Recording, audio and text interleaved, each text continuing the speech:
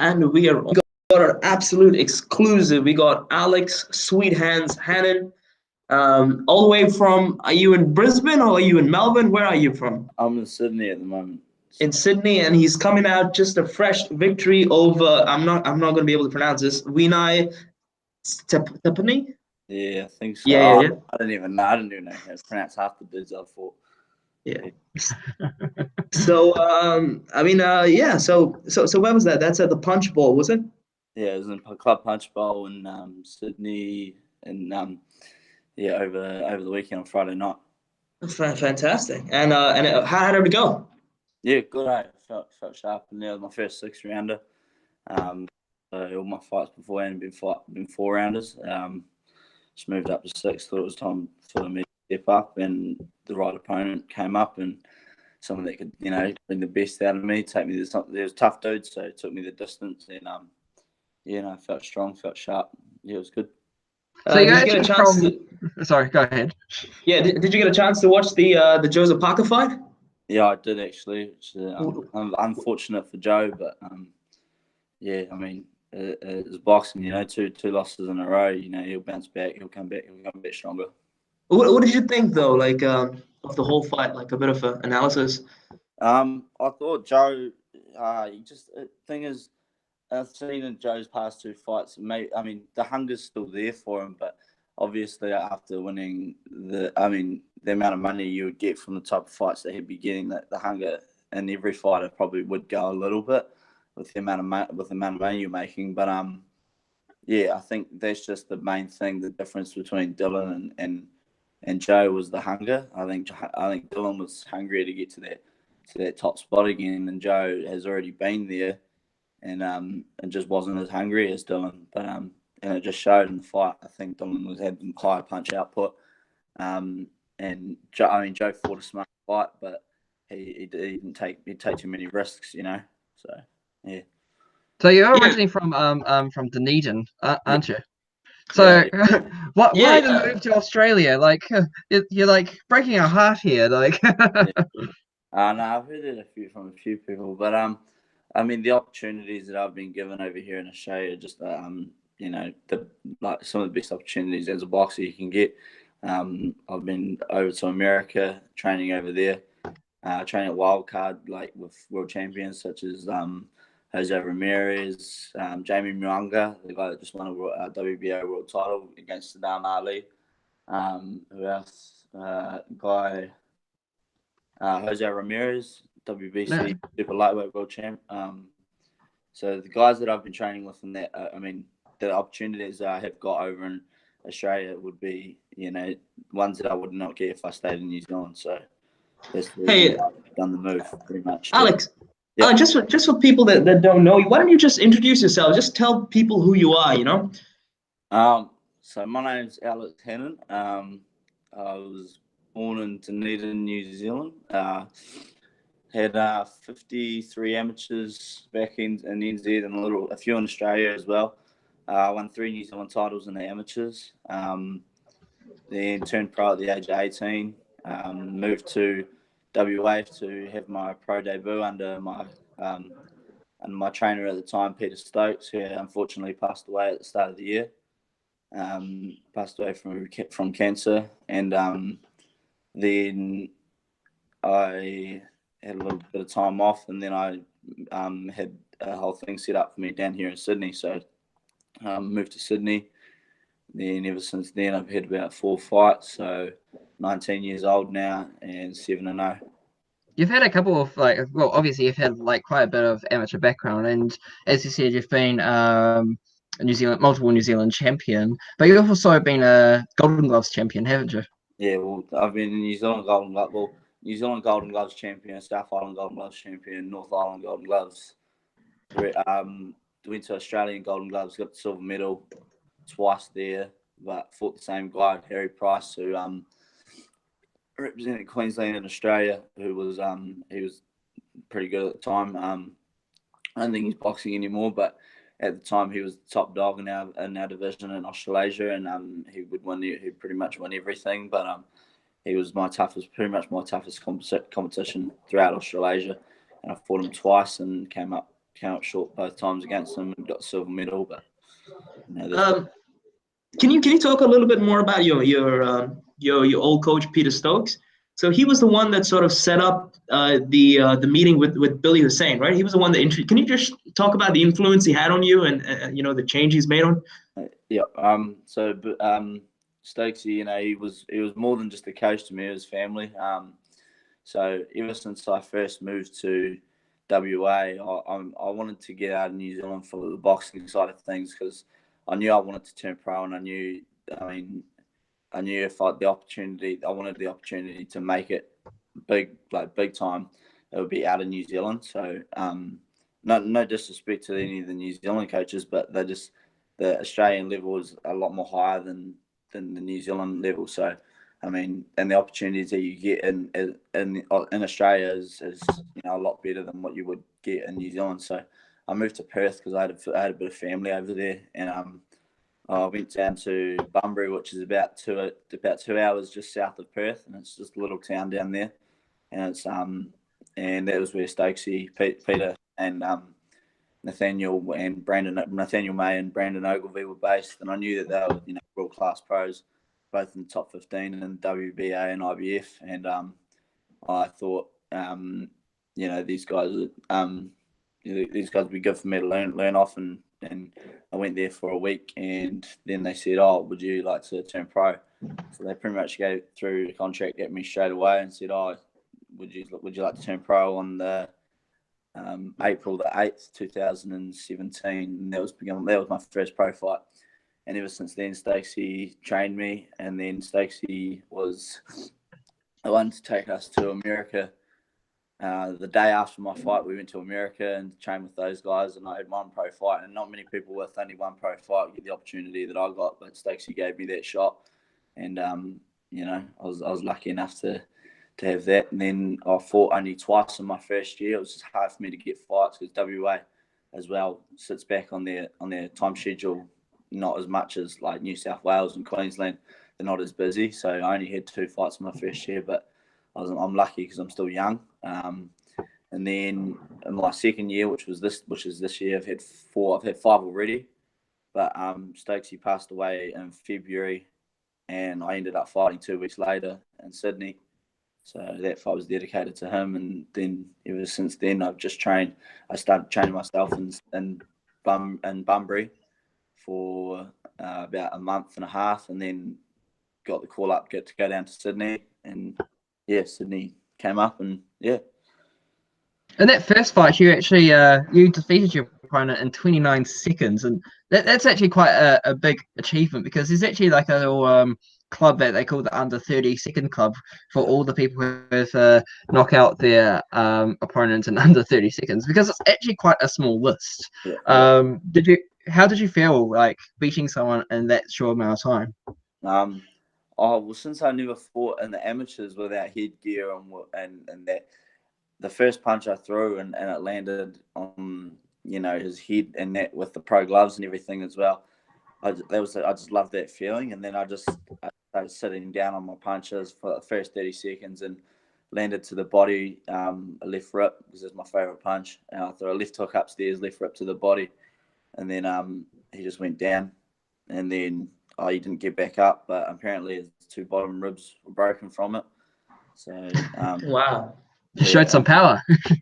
Yeah, but then I heard that he wasn't too good afterwards. So I pray for my opponent. I never want to hurt anyone when I'm in there. It's just if it happens, it happens. And it's the sport we're in. So yeah, and then that was probably my best. That was a good feeling though at the time. And then my second fight, that was a bit of an eye opener because it was a big change for me because I fought a real tough dude from Queensland, and it went the 4 rounds and he took everything. So yeah, it just showed that you can't get in love with knockouts in the pros, Yeah. In your third fight, you fought Nick Hikaroa, who's Crazy he's Nick. like Crazy Nick, as we call him.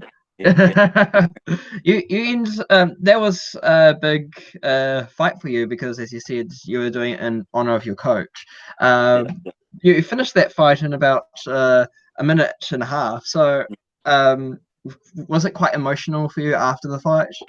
Yeah, it was because I hadn't fought since July the year before. So I was pretty much living in Perth since July the year before till that time, and I was trying to find fights since then, but I couldn't really get many. And then Nick came up, and we had a few options at first, but then Nick came up, and we thought, that's probably the smart fight to take, to get, pretty much basically a tune-up fight for the year. And then we took Nick on, and there was a lot of emotion leading up to it, because 2 weeks after 2 weeks beforehand was his funeral, and he had a big impact in WA, so quite a few people throughout WA came to the funeral. And then we got the Nick fight, and I was trying to actually make it last a round, because I wanted a round out at least, just to get that ring rust off, I guess. And then I hit him with a good shot to the body, and I sort of I couldn't really I capitalized on it straight away, because it was just instinct. So yeah. And also, your career seems to be right now on light speed. You go to Australia, you're working with some amazing sparring partners. Like, I'm looking on your Facebook, and you work with Sakio Bika. Yeah. You're working with Liam Paro. Yep. How are you even getting these opportunities? Is Billy setting this up, or? Bill set this sparring up for me, Sakio and Tapia, but it's as well. I'm good enough to bang with these guys. I'm not like a typical, I'm not like a New Zealander that's not as good as these guys. I'm good enough to bang with these guys, and that's good. That's thanks to these coaches. But with Liam, we were at Falfy and Angelo DiCarlo. Liam's trainers and promoter, and they called me over to come spar. Liam's one of my good mates now, so it's more of a friendship thing as well. Because he's no ordinary, I saw him in Vegas, he was sparring with Jeff Horn for his upcoming fight. Yeah. So that's incredible talent. How do these sparring sessions go? Are they pretty intense? Do you guys? It's good sparring for Liam, because I'm a bit bigger for him. It's good sparring for me, because when I fight people, they're not going to be as slick and as small as him, and have the same agility that he does. So it's good for me. It's good for him as well, because when I come up against someone my own size, I always do pretty well, because I can sort of, like with Sakio Bika, it's the same sort of thing. I'm sparring a guy that's a super middleweight, 2-time super middleweight world champion, and Mario Tapia, who's also a super middleweight, undefeated. Legends, yeah. And then I go down and spar guys that are littler than me, and then when I come out, I'll get that fine balance of finding guys that are slicker and more agile, and then guys that are heavy hitters, So then when I spar some of my own size and that, I get the best of both worlds. Yeah. Fantastic. Do you keep up with the New Zealand boxing scene at the moment? Yeah, I'm still keeping up with it. Yeah. Is there anyone in New Zealand that you feel like, I could take that person, or that you want to fight? Because we've got Bo O'Brien, we've got Shaye Brock, we've got Bowyn Morgan, Gunnar Jackson, and even Ruben Webster. Yeah. Ruben's one of the bros now, because he came over here and fought. But I feel like I can beat anyone. That's that. If you don't believe that, you're in the wrong sport. So, I think I can beat any of those boys. It is what it is. I've been in there with, in the ocean with bricks in my pocket. Those guys are in, paddling pools at the moment. They're fighting still in New Zealand. I think Gunnar's the only one that sort of maybe tested himself a lot, with Bowyn getting knocked out by Chris George. That's also made me think, he can't be. He's good, but not at that level. I feel Chris George is very beatable. Who else? Who else did you say? You said Gunnar, Shaye Brock, and Brock. Yeah, I feel like I beat Shaye Brock. I see a lot of flaws in Shaye. I watched the fight with him and Bowyn the other day. It was a good fight, but there's so many things that they could have done to make it a lot easier. It's a good fight, good for the crowd, but it's about longevity in your career. Who's going to last long? They're both on the cusp. How old's Bowyn now? He's like nearly 30, eh? Oh, that's actually a good question. I'll do my research. How do you think Shaye Brock should have approached that fight with Bowyn Morgan? What do you think is the right strategy? I felt as though Bowyn could have made it easier. That's Shaye's style, Shaye's style, like to make it dirty, like to make it a bit of a slugfest in there. But I felt Bowyn could have just sat back on his jab all the time, because every time he did jab, he was just landing it, and the jab, you know, as the saying goes, the jab, the right hand gets you around the block, the jab gets you around the world, you know, and that's one thing that separates me from everyone else. Is I mean, I've got a decent jab, you know, and that's what I just sit on. If anything goes bad, I just sit back on my jab. So that's what I feel. I think it's boxing IQ as well. I mean, Bowyn's had a lot of fights in the amateurs, but for an IQ level in the professionals, he hasn't really been in there, you know. And the professionals and the amateurs is two completely different things. Like, I didn't have as many amateurs as he did, but I've always had a pro style, if you know what I mean. He is 29th. He's 29 years old at the moment, and he's ranked 78th in box rec in the world. Yeah, he's on the cusp of 30, and once you hit 30, you know, it's like that's when everything starts sort of, you know, turning down a little bit for you. You know, you start toning down your boxing career. But I mean, you never know. He could be, you know, he could come out strong and stay strong for another 5 years. Who knows? But 30, I feel like once you hit that age of 30, things start going downhill a little bit. Shaye, how old's he? He's still pretty young, eh? I think he's 25-ish. 25, yeah. So I just think youth is on my side as well. Like, I'm fresh, I'm young, and that's what I think my advantage is as well. I mean, I know Ruben, he's had 5 years out of it at the moment, and he's a small junior middleweight, you know, and all these guys are quite small compared to me. So I cut a lot of weight to get down to junior middle, and you know, I sit like a head taller than all of these guys, you know. Yeah. Shaye's actually 26, and also like Bo O'Brien, who's starting to fight more overseas. He's fought in China as well. Yeah. He just won the belt from Fiji as well. Yeah. What was that? Was that the WBF belt, eh? WBF. Yeah. See, that's all right. I mean, people, yeah. I've never really seen him fight, so I can't really comment. But yeah. But are these fights you would like to take, or are you sort of aiming like for more international fighters? Or would you like to take on like some of New Zealand's best? I mean, if it made sense, of course, yeah, I would take on these guys. But it's up to my coach at the end of the day. It's up to Bill. He knows what's right for me and what's not. And it's all about a learning process. So these fights, I mean, I'm ready to take it any time, and it's up to my team behind me that make these calls. So yeah, what's your fighting style? Like, what's your favorite punch? Like, how do you describe your technique? That's it. Oh, my style. I say I like to counter punch, but also a slick style. So I don't really like to be hit too much. Like, I don't really like to be hit. Like, I'll stand and trade with you. I can do anything. That's the thing. I'll stand and trade with you. I can brawl if you want to brawl. You know, sit back. I can move on the back foot, box on the back foot, move going forward, boxing on the front foot.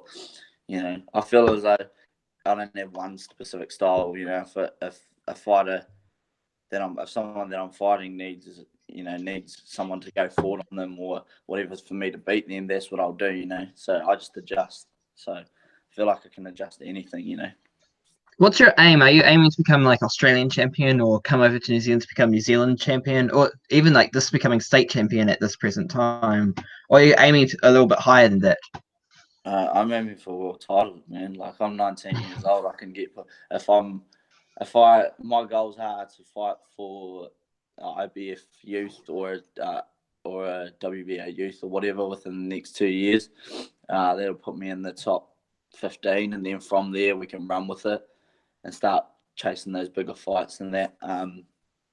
You know, definitely the top dogs at 154, man. You know, there's the likes of Charlos and everyone in there, but and to be honest, right now, bro, I'm not ready for those boys, the Charlos. But you know, give me 5-6 years time, you know, maybe it's a different story.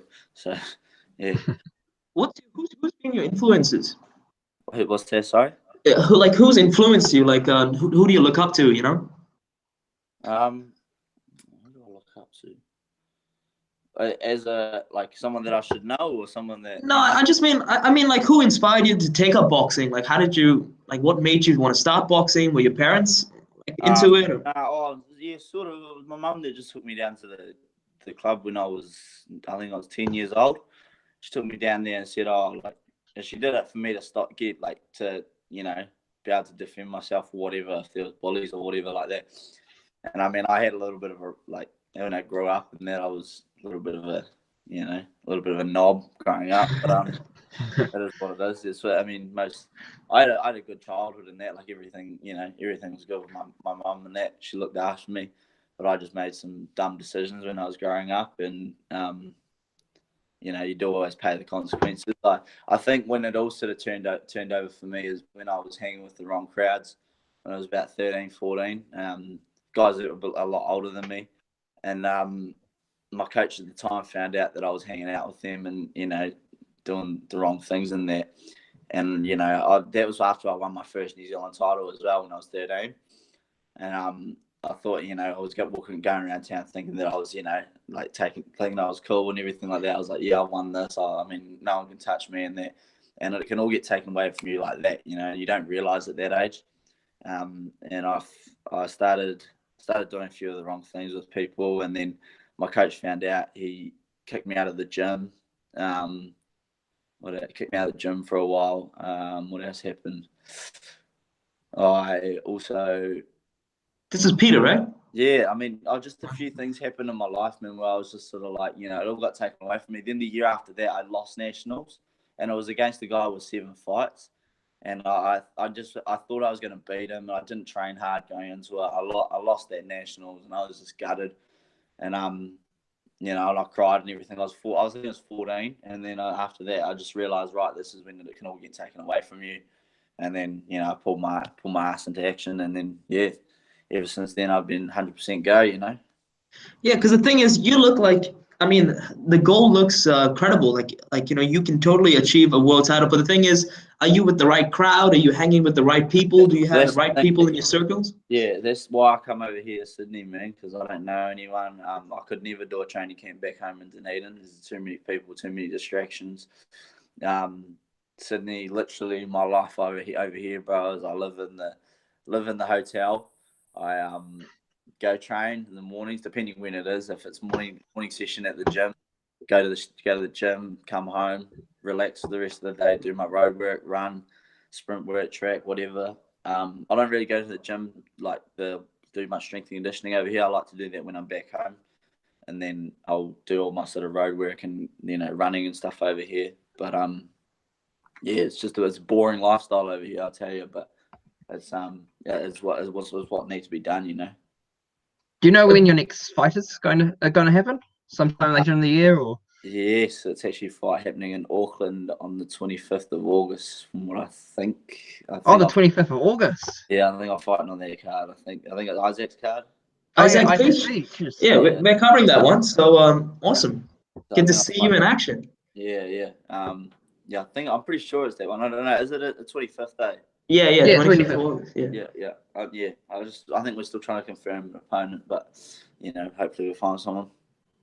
And so you live in New Zealand, but you train in Australia? Is that how it works? Yeah, that's correct. So last year, basically how it worked is because it was too expensive for me to fly in and out all the time. I just lived in Sydney with my family, and I lived in Perth with my family, and I was just training like all year round. I stayed there for like 8 months out of the year, just 8 months straight, and just had no contact with anyone back home, and just train, and only had 2 fights, but it was. And I got the opportunity to go to America and that as well, which was unreal. And then after Stokesy passed, he said, well before Stokesy passed, he pretty much told me that I was going to live in Sydney, and said he pretty much told me that I'd do fly in, fly out from Dunedin to Sydney, basically. So when I'm not in camp, I go back to Dunedin, enjoy myself, have a bit of fun and that. And then when I'm back over here, it's it's all go. So all work and whatnot. Yeah. Have you had a chance to spar with Jeff Horn? Any chance? No, I haven't. Liam spars him a bit, but yeah, he's a rough dude. So no, wants to. He's not like, because his style is so rough. It's not like a sparring session where you're learning much. It's always just rough, and you have to try and defend yourself at all times. So that's the thing about sparring over here compared to New Zealand, is the sparring over here is a lot more. The guys that you're sparring, and if you would have heard of like Doghouse sparring and the Mayweathers and everything like that. It's a lot similar to that, it's more similar to a fight. So every time you're sparring over here, it's it's full on, it's 100%. There's no light sparring or whatever. It's that's what makes champions. So yeah. But does it inspire you also seeing like what Jeff Vaughn has accomplished? You know, beating Pacquiao. Does it inspire you seeing Joseph Parker? You know, winning the WBO belt and then fighting AJ. Does this all sort of help you, like make you seeing that it's realistic, it's achievable? Yeah, well, as that's the thing. It just shows that we know that we're better than we're like just as good as those guys. We just got smaller numbers. That's the only thing. They've got thousands and thousands of people over there that are like us, you know. So it just shows that in the UK and the US, and even in Aussie as well, like we're not that far off them, and it's just that they've got numbers over us. That's the only thing. Yeah, yeah. And then when you're like sparring as well with me, I like compared myself when I was sparring over there with those guys, and you know, like you're expecting them to be like really, really good in that, but you do actually do all right and you hold your own in that, and it's sort of like, well, it just shows, and it gives yourself that confidence as well that, you know, it shows that they're no better than us, they're the same as us, you know. Exactly, exactly. Yeah. Yeah, Benji, what were you gonna say? So, do you have so when you come to Dunedin, do you have like a little area that you train in just for light training while you're here? Do you have like Steve Scott supporting you here in Dunedin as well, or? It's a hammer I gym, right? actually saw Steve and those boys over here in the weekend. They fought on the same card, but no, I don't really. I mean, I don't know Steve, but I'll probably just train by myself and just head up Steve maybe this time, see who's around for sparring or whatever. It's because it's hard for me to find sparring back home, so I don't really. I like to just stay off it and just do my own thing, run, stay fit in the gym. Just because I have one of the strength conditioning gyms that my mate run back there, but with a few punch bags and that. But I don't really like. I've got the best trainer in the world. I don't need anyone back in Dunedin to tell me how to box. You know, I'm learning off one of the best trainers in the world. So, you know. Yeah, fair enough. Yeah. How hungry Fantastic. are you? How hungry are you? What is the most? Yeah, man. What fuels you to be You can hungry? you can see a drive in your eyes, you know? Yeah, Yeah. I'd say definitely being over here, man, is one of them because like you're over here by yourself. If I wouldn't be over here by myself if it wasn't, you know, my top priority. My family is one of them. You know, I want to be able to feed my family in the future. That's why I turned pro so young as well, because I knew that there's, and especially now, I mean, I've heard rumors about, I don't really follow too much in the amateurs anymore, but I heard rumors that the Olympics won't be, I mean, boxing won't be in the next Olympics. So I thought, what's the point of waiting around, you know? And yeah. staying for the Olympics and that, and waiting around when you could turn pro early, become a marketable person over in WA and in Sydney and back home in Dunedin as well, you know, and yeah, and start making money off the sport. But I think to anyone that wants to join boxing for the money, they, you know, quit now because you're in the wrong country to be doing it. It's about building a nice little regional fight, I reckon, where the money can eventually come. But yeah, at the moment, it's not about the money, but the future. That's definitely what I look at in the future is my family. I want to be able to look after my family. Yeah, and I mean over here you get more hungrier and hungrier as the days go on when it comes closer to the fight because you're over here by yourself, man. So yeah. Do you train with Billy Dip? Oh no, Billy's gone to Jeff Fennick. So Billy used to train with Billy Hussein, but he's moved. I think after he went to Robert Garcia in America, and then he came back, and then he was with Fennick for a bit. But they're still really close. They're close. They're close together. But yeah. Is there anyone that you would want to spar with anywhere internationally that who you feel like either you want to fight or you want to spar with? Internationally. Good question, brother. Question, man. I'm just trying to think. In America, I like to spar that Jamie Mwanga again, who won the world title just recently. I like to spar him again, but over more rounds, just to see Yeah. how I would go because I only did 4 rounds with him. But you know, I like to spar him again. He was good. See if you go to 12 rounds with them. Yeah, I only did 4 with him, but from the 4 rounds, he was, you know, I held my own, but he was yeah, he definitely hit hard, and you know, it was his first 4 warming up as well. So he did 12 rounds straight, and I was his first 4, and he was calling in opponents as they go. So Yeah. I was his fourth. Did the first 4 rounds with him, and you know, I felt good. I'd like to spar. Who else I like to spar? I like to spar Jose Ramirez again if I went down to welterweight. I would like to, but I don't think my body will let me get into the welterweight now. But yeah. Are you aiming to stay at super welter, or do you think you might go up to middle eventually? I don't know. I think at the moment I just got to be prepared to take fights at any three of those weight divisions. I've never made welter before, but if the right fight came up and it was, and the right fight came up and it presented itself, obviously I would make it. And yeah, I think that welter is just a bit more of a cut for me because I stand at 6 foot, and I'm. Oh, that's a tall welter.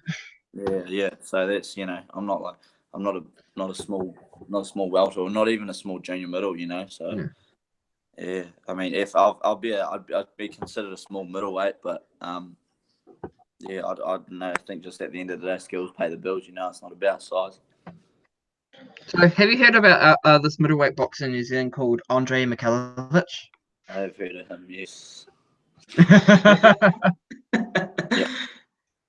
So, what do you think about him? Do you think you might fight him one day, or have you encountered him before? Have you encountered him before? I have encountered him before. We was at the same nationals in 2016 when he lost to Leroy. But I don't know. Ever since then, man, it was a bit like, yeah. I think Byers, Peach, and the Peach brothers, they vouched for him for me that time. So they said, he's not a bad kid and stuff. Like he's outgoing and that. But I don't know. From what I've seen of him, man, like on your channel and that, he runs his mouth a lot. But it is what it is. He can run his mouth and try to be as marketable as he wants. But at the end of the day, he's testing himself against guys that are, I mean, it is what it is, man. You can say what you like, I guess, but yeah. Do you think he's going to go far in the sport? I think he needs to be a little bit, shut his mouth a little bit more to start off with, and then I'd say from there, I think he can go far. It's just about being presented the right fights in there. I don't want to see that, but I mean, that was the thing with Ruben. I think he jumped in the Tim Tszyu fight too early, but I mean, it was a good opportunity for him, and he tested himself against Tim. Tim's a good fighter as well, but yeah, I just think wasn't the right fight for him at that career. It's about building. Like at this stage of your career, you should be building to a certain number, and then building yourself to a nice little regional fight where you both make a good amount of money off it. Yeah, it's about feeding your family at the end of the day, man. So yeah, and New Zealand's quite tough to actually get fights, as you probably are aware of, because it's also about selling yourself as well, and that's what Andre is actually doing quite well at the moment. Yeah. He's doing very well at selling himself, but at the same time, since he's selling himself so well, there's people actually avoiding his fights as well. But it's I see what you're saying. Yeah. Would you fight Tim Tszyu in the future? Yeah, that's a good question, Benji. In the future, man, I mean, I'd fight anyone. As I said before, I'd fight anyone if it made sense and it was the right fight, of course. I mean, I wouldn't take it if it wasn't the right fight. And obviously, it's not up to me at the end of the day. It's up to Bill and that. But I'll fight anyone if it made sense, man, With Andre and that, I mean, sometimes I look at the videos you guys post to him and I just want to fight him myself. I'll fight him for I'll fight him for free. I won't take nothing. And then I look at that, but it is what it is, man. He can keep running his mouth, man. But yeah. Who wouldn't want to see that fight, Benji? Oh, everyone would. Well, that would be the main event. Yeah, I just think like now it doesn't make sense because he's what? Gotcha. Like he's 1-0 or 2-0 or something. He's 3-0 now. 3-0. Oh, 3-0. Oh yeah. So.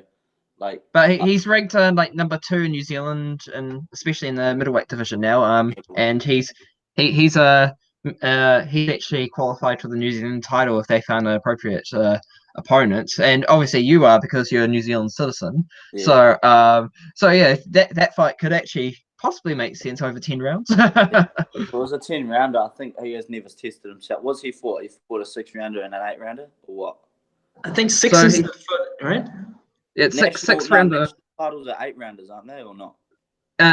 So regional, like little state titles that we've just started here, are 8 rounders. Nationals are 10 rounders. Nationals 10 rounders. Okay, yeah.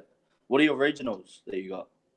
So it's just like this, well, who I'm with, because we've got multiple people here, but who I'm with, we've got like the Northern title for Auckland and over. We've got the Central title for under Auckland and the South Island title. Oh yeah, sweet. But yeah, I mean, like that could actually make sense. You versus Andre for the New Zealand title. He's certainly ranked high enough for it. He fought this guy Jerome Pascoe, who was at one point #1 in the middleweight division in New Zealand until he fought Tej. Oh yeah, I seen that. Yeah, no, I know who he is. Yeah. So I feel like when I'm over here, I'm focusing on the Aussie side of boxing, and then looking back in New Zealand, I see like Andre. I mean, yeah, that is what it is. He can keep doing his thing. I'm doing my thing, and if we meet, then we meet. You know. Yeah, you're more focusing on the Australian side, but it's nice to look back at home to see how they're doing by themselves. Yeah, I guess, yeah. The NZ boxing scene is quite exciting at the moment, man. Yeah, yeah. I think that New Zealand needs another promoter as well, other than Juco. I feel like the shows as well. They need to be. That's my only thing about New Zealand is the shows, and that needs to be a little bit more iconic, I guess. Like with the Juco ones, you know how they used to pay-per-view it, and that. And they used to look at Joe, or they look at Joe all the time. It's a blessing in disguise as well, Joe not getting the W, because it might give New Zealand someone else to focus on, you know. And that's the only thing. Like that's why I moved as well. For another reason, because you're not going to pick up a contract. I came close to picking up a contract with Juco, I think, or getting on one of Juco's cards. I don't know. I think it was Parker fight before. Who did he fight? No, not the fight before Ruiz. Who was that? Oh, Alexander Dimitri. Yeah. And when was that? That was like last year, right? 2 years ago, 2016 in October. Might not have been the Tekken. Might have been one of his last one in New Zealand. Might have been Ruiz. I don't know, but you know, with the opportunity I got in Australia for being there after one fight, you know, we were trying to push for me to get on undercards like that, and I wouldn't be able to get on undercards like that if I was in New Zealand after having one fight, you know. Yeah, and like we got like other promoters like Shane Cameron, and we had Andrew Higgins, who is David Higgins' brother, but he's no longer promoting as far as I'm aware of. But we just have like those two big promoters. We've got Craig Thompson, who does regular promotions. He does one big one a year and does like little small ones around that. But I do agree with you. I think we're missing like one more big promoter to actually draw in more New Zealand boxing to market someone around, because especially with Juco, they all put their eggs in one basket and then develop someone else. Well, they developed Jeff Horn, but like no one else in New Zealand.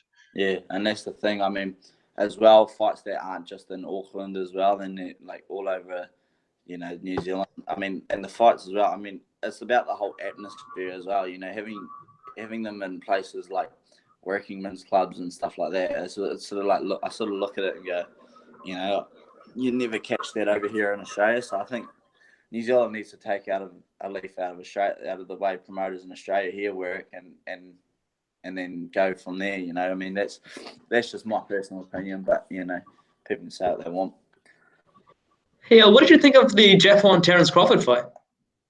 Jeff Horn, yeah, I thought Terence boxed smart, man. For someone that's never fought a welterweight before, he looks smaller than Jeff, but I mean Jeff's a big dude, man, for that division. Like he's about 6 foot. He's the same size as me for a welterweight, man. And he's thicker as well, so it beats me how he makes the weight. But yeah, I'd say I just thought Terence boxed. You know, for someone as messy as Jeff, and Jeff's got a style where he likes to make it rugged and likes to make it rough. Jeff definitely, you know, he gave it his best, but his best just wasn't enough at the end of the day. And Terence boxed smart, boxed the right fight. But yeah, he just couldn't impose himself like how he did on Pacquiao, right? He just couldn't get those roughhouse tactics to work. I think in a rematch, if Pacquiao took the camp seriously, I think he may beat Horn. I think, or like that's the thing. I thought he beat Horn in the first fight, but that, you know, it is what it is, man. He said that it was that was all. I mean, they gave it to the guy that deserved it, not the guy that boxed better or whatever. That was the way I look at it. Actually, you got a good point because I don't think Pacquiao, especially Camp, they didn't take the fight seriously at the beginning as well. Yeah, they were sparring super lightweights, man. They were sparring lightweights and super lightweights. It was like, why don't you guys spar, guys that are junior middles or middleweights? You're sparring guys that are way littler than them. Someone's that a big welterweight is imposing themselves on you in the fight. Why are you guys sparring super lightweights, man? It's just the not the right sparring for them.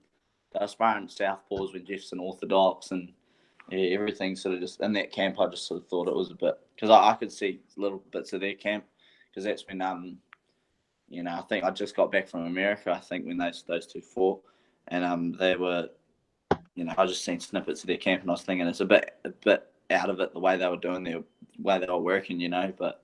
Because he was sparring with Justin Fortune's fighter, right? What's his name? Bosis. Yeah, that's who he was sparring, right? And he was yeah. Yeah, he's sparring George, and George was, George is good and everything, but he's not at that level. He's not as big as Horn, right? And he's a lightweight. He's not even, he's a lightweight. He's not a super lightweight. He sits at lightweight all year round, and it was just like, why are you guys sparring each other, And then same with this next camp as well. When Pacquiao fought Matisse, George went back over there and sparred him again, and it was sort of like, why, I think it's just because Pacquiao's strength and conditioning coach is Justin Fortune, and he's sort of given him the opportunity, sort of, hey, you should work with him. Yeah, for sure. Well, what do you think? What's next for Jeff Horn? Should he go up to super welter or stay at welter? Face Mundine or something. The only fight that makes sense now is Mundine. Like that's the only fight that makes sense because it makes both of them good money. It's a big big national clash between an old legend and the up and coming line but I just think now, I think Jeff, that's the only fight that makes sense for both of them. Like Mundine can't really fight anyone else. He fought Tommy Brown for a tune-up, and Tommy Brown got eaten, and then he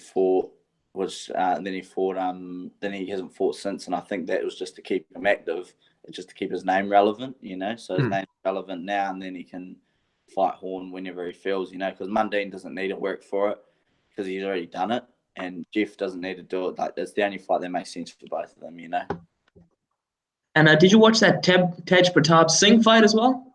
I didn't watch it, but I heard about it. I didn't really. I just heard about it. I didn't really see too much. I saw a few things on Facebook, but I was more interested in the Mikey Garcia fight yesterday and Robert with Easter. The Easter. Yeah. But so when are you traveling back to New Zealand? I think my flight's on the 19th. I'll come back to Dunedin just to freshen up for a week. Just on that fight week, you know how it is. You just freshen up, and then I'll be pretty much back into. I'll fight the 25th, I think, and then go back to Dunners for a bit. But I'm going back to Dunners, I think, after that. I think we're looking at November again.